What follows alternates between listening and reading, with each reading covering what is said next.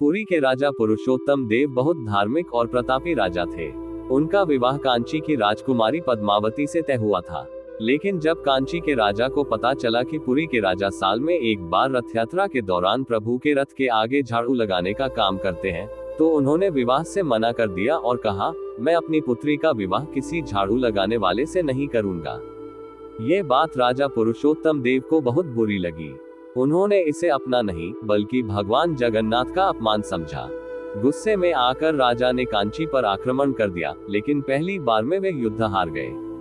दुखी होकर राजा ने प्रभु जगन्नाथ के चरणों में प्रार्थना की, हे प्रभु, अपमान आपका हुआ था और पराजय मेरी हुई, अब आप ही मेरी लाज बचाएं। रात में भगवान जगन्नाथ ने राजा को स्वप्न में दर्शन दिया और कहा, तुम पुनः सेना लेकर युद्ध के लिए प्रस्थान करो, इस बार मैं और मेरे भाई बलभद्र खुद तुम्हारे साथ चलेंगे। राजा अपनी सेना लेकर कांची की ओर बढ़े।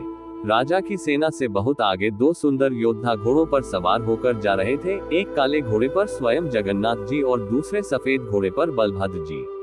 गर्मी का मौसम था, तो रास्ते में मानिकी नाम की एक गरीब ग्वालिन मिली जो दही बेच रही थी। दोनों भाइयों को बहुत प्यास लगी थी, उन्होंने भरपेट दही पिया।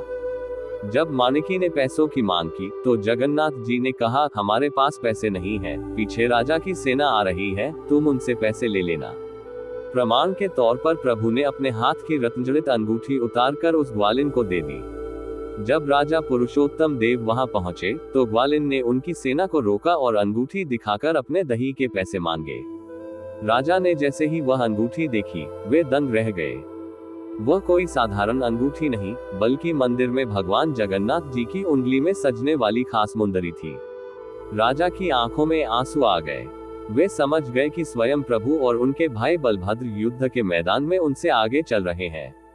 इसके बाद युद्ध में राजा पुरुषोत्तम देव की भारी विजय हुई।